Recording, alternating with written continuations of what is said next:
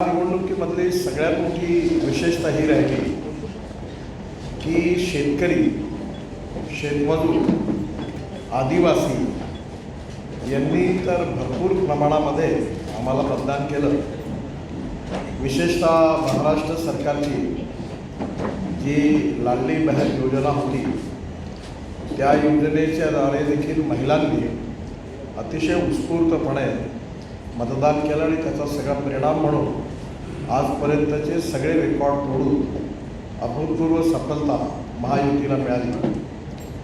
या अभूतपूर्व विजयाबद्दल मी महायुतीचे माननीय मुख्यमंत्री श्री शिंदेजी, त्याचप्रमाणे देवेंद्र फडणवीसजी, अजित पवार यांचं तिघांचे मनापासून अभिनंदन करतो.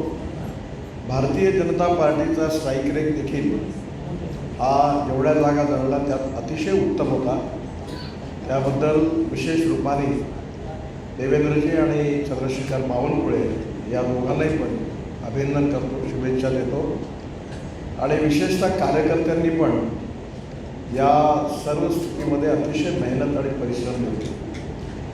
ज्यावेळी महाराष्ट्रामध्ये सर्व भागात फिरत असताना असा करंट जाणवत होता, पण विश्वास होत नव्हता की एवढं मोठी सफलता मिळेल. पण सर्व भागामधून महाराष्ट्राच्या जनतेने पुन्हा एकदा युतीला जो कौल दिलेला आहे हा अतिशय अभूतपूर्व आणि ऐतिहासिक असा आहे. आणि विशेषतः महाराष्ट्रामध्ये मोदीजींच्या नेतृत्वाखालील भारत सरकारने आणि शिंदे, फडणवीस आणि अजित पवार यांच्या नेतृत्वाखाली महाराष्ट्राच्या महायुतीच्या सरकारने जे काम केलं त्या कामाला पुन्हा एकदा जनतेने पसंती दिलेली आहे. आणि ही अतिशय आनंदाची, अभिमानाची गोष्ट आहे. आणि मला विश्वास आहे की या मॅन्डेटचं रूपांतर निश्चितपणे महाराष्ट्राचा विकास करण्याकरता आणि त्याचबरोबर या निवडणुकीने अनेक वादांना आणि विवादांना उत्तर दिलेलं आहे. त्यामुळे बाबासाहेब आंबेडकर, महात्मा फुले, शाहू महाराज आणि छत्रपती शिवाजी महाराजांचा महाराष्ट्र हा जातीपातीच्या राजकारणापासून मुक्त होऊन एक सुखी, समृद्ध, संपन्न राज्य निश्चितपणे झाल्याशिवाय राहणार नाही.